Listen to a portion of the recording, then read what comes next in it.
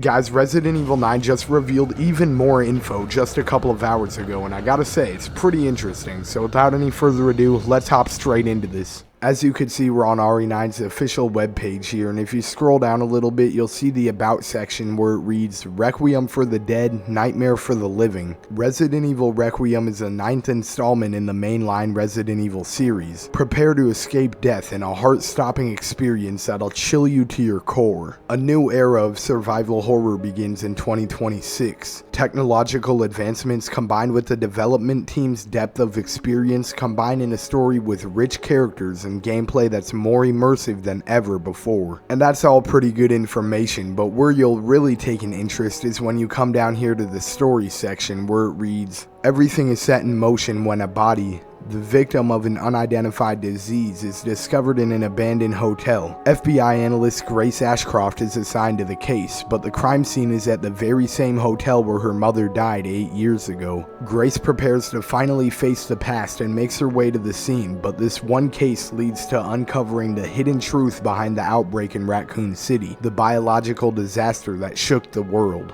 Will this be the Requiem that finally lays the memories of that abhorrent disaster to rest? It might not seem like it to you guys, but these few sentences here actually revealed quite a bit about the game, including the fact that Grace will be returning to Raccoon City 28 years after the events of the first 3 RE games and the 2 Outbreak games. And it seems like she'll be continuing and maybe even fulfilling her mother's mission of exposing what really happened in Raccoon City. Then we move down here to the characters section where we get a full description of Grace Ashcroft, where it states that she's an intelligence analyst for the FBI who demonstrates intense focus and insight in deductive reasoning and analysis. Her mother's death shook her to her soul, making her an introvert who immerses herself in work, so she heads to the abandoned hotel alone to investigate this mysterious death. It doesn't give us too much information or lore about her, but it is cool to get some insight as to who she is before the game comes out. And this description is accompanied by some concept art as well as 4 images, 3 of which appearing in the RE9 trailer and 1 being brand new, but there's not really much to see here.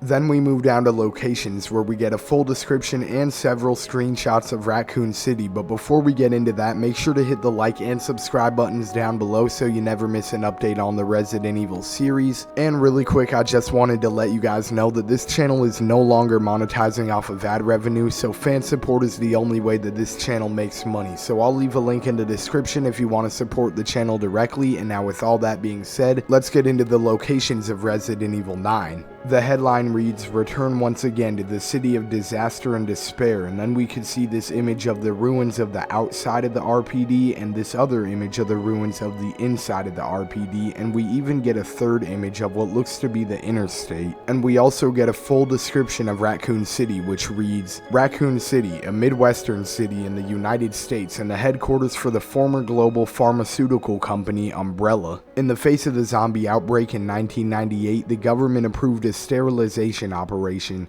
a missile strike on the city in an attempt to quickly bring the situation under control, but this was swiftly covered up. Then we move down to the gameplay section where we could see a screenshot of the third-person perspective and one of the first-person perspective, and the description reads, experience the series' classic survival horror through combat, investigation, puzzles, and resource management. Gameplay allows you to freely switch between first and third-person views to face the horrors in a way that suits your playstyle. I find this to be pretty interesting because for the last couple of years there's been a huge debate on whether RE9 should be a first or third person experience, and now that we have the confirmation that it'll be both, the game has the potential to leave all fans of the series satisfied.